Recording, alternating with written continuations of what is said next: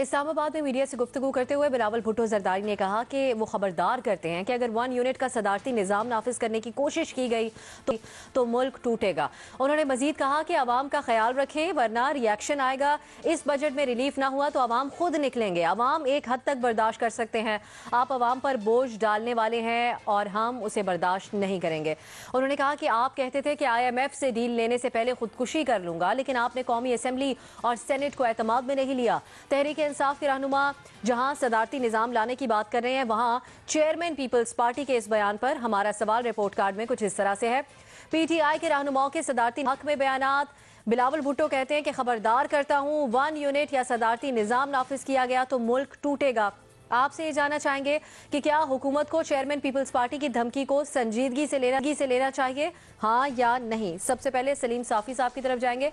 साफी साहब, बिलावल भुट्टो की ये जो धमकी है इसको सीरियस लेना चाहिए हुकूमत को?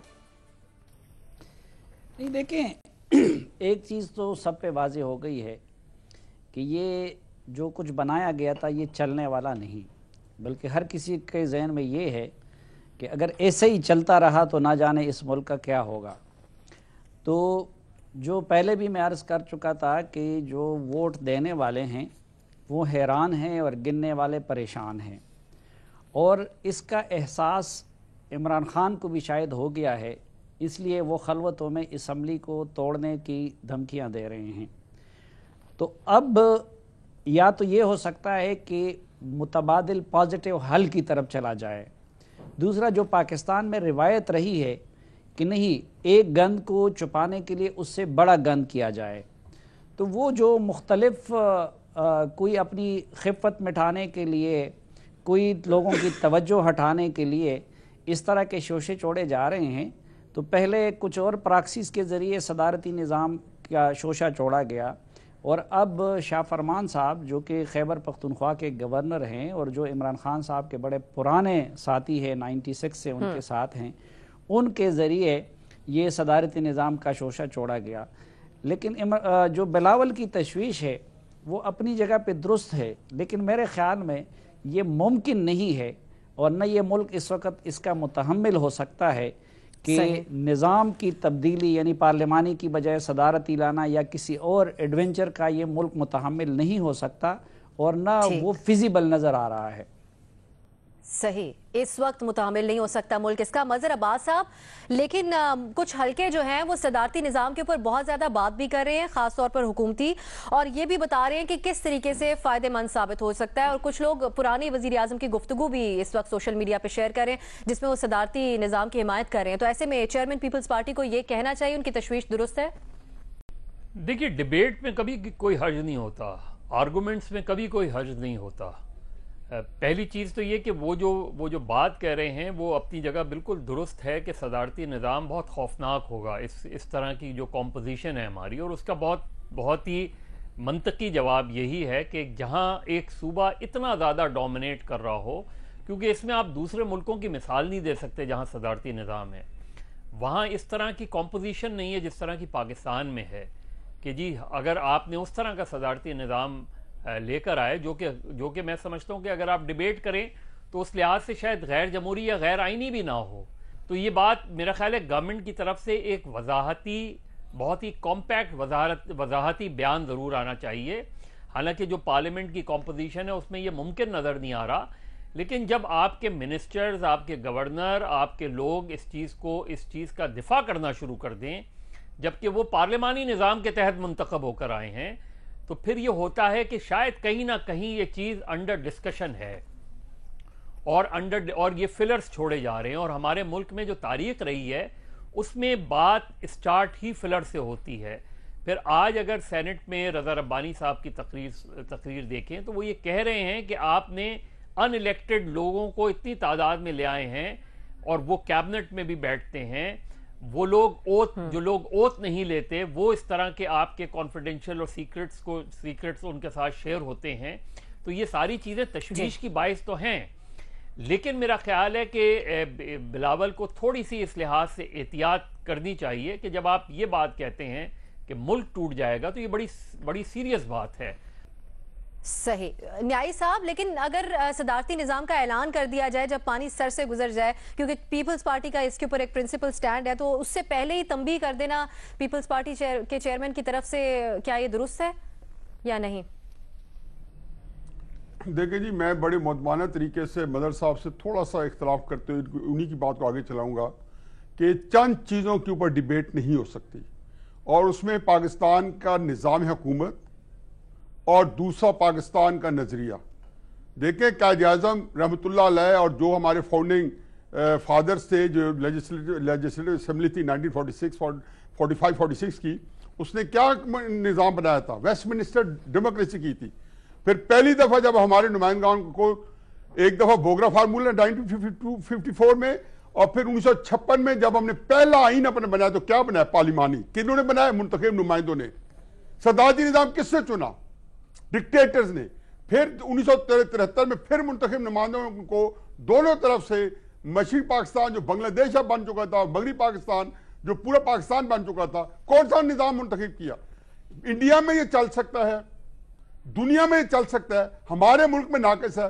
2004 के 14 के अंदर ये जब पाकिस्तान पता चला कि पाकिस्तान अब टेक ऑफ कर रहा है, अमेरिका फंस चुका है, हमारा चीन हमारे पे फ़रेफ्ता हो चुका है, तो ये तय हुआ कि ये जो अच्छा दिन है वो नवाज शरीफ को नहीं मिलने चाहिए, क्योंकि ये उसको डिजर्व नहीं करता। मैं समझता हूँ इस वक्त अब एज पर टुडे हमारी सियासी जमातें जो है बड़ी, दोनों जो है पीपल्स पार्टी और मुस्लिम नून, वो शदीद जो है तकरीबन खत्म हो चुकी है।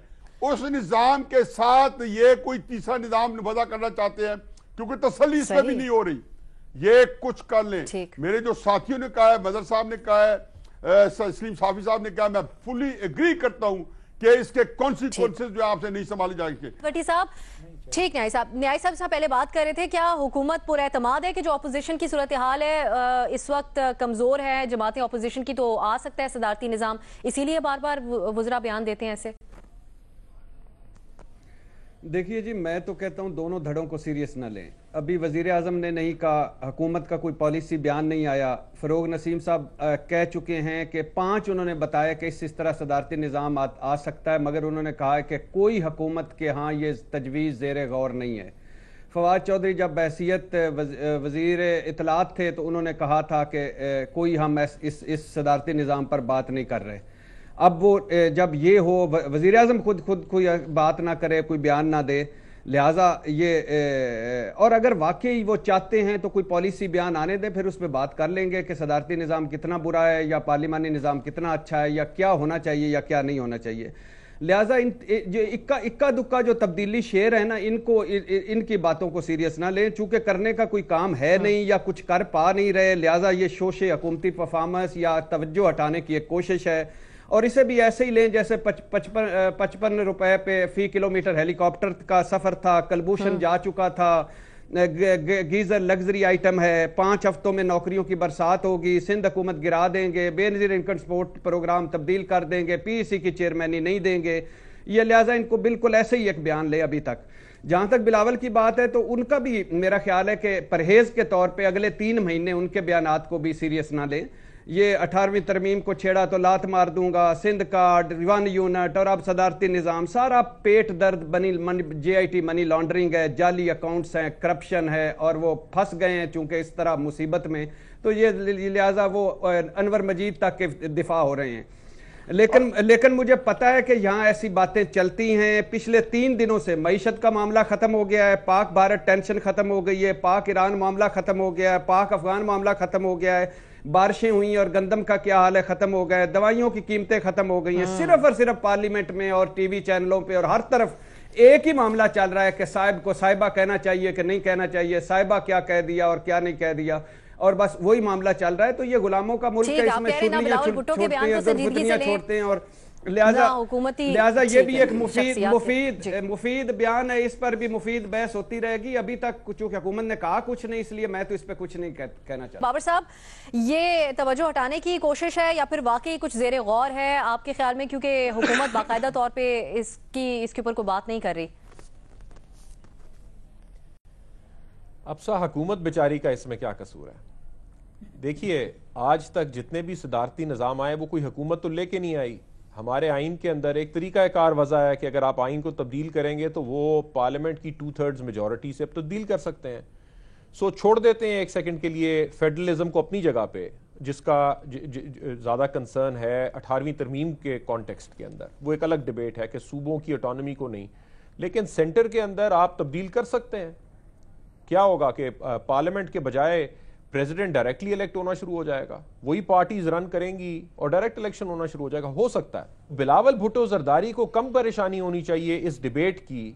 अगर आप देख भी लें, टीवी स्क्रीन्स निकाल के देख लें, वो कौन से लोग हैं जो इसे सपोर्ट कर रहे हैं, ट्विटर निकाल के देख लें, वो कौन से लोग हैं जो इसे सपोर्ट कर रहे हैं। सो कहने की बात यह है कि ये बिलावल का मसला नहीं है, ये इमरान खान को संजीदगी से सोचना चाहिए कि ये लोग क्यों सदारती निजाम की बात कर रहे हैं, क्योंकि एक एक्सपेरिमेंट तो अभी चल रहा है और साथ हमें यह बता दिया गया है कि 2 पार्टीज तो चोरों की पार्टीज हैं, सो वो आ नहीं सकती। अब अगर ये एक्सपेरिमेंट फेल हो गया तो फिर आपके पास प्लान बी क्या है, बैकअप ऑप्शन क्या है, और वो बैकअप ऑप्शन प्रेजेंट की जा रही है सदारती निजाम के तौर पे।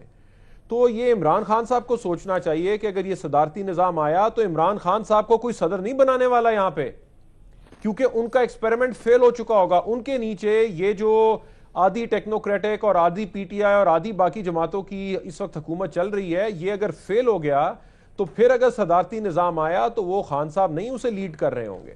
सो ये पीटीआई वालों को जरा सोचना चाहिए, जो इस पे बड़े एक्साइटेड हो जाते हैं कि जी खान साहब शायद इस वजह से काम नहीं कर पा रहे कि उनके नीचे लोग ठीक नहीं है, तो सदारती निजाम को इस मुल्क में नाफिज करेगा और खान साहब को वहां बिठा देगा। ऐसा नहीं होने जा रहा।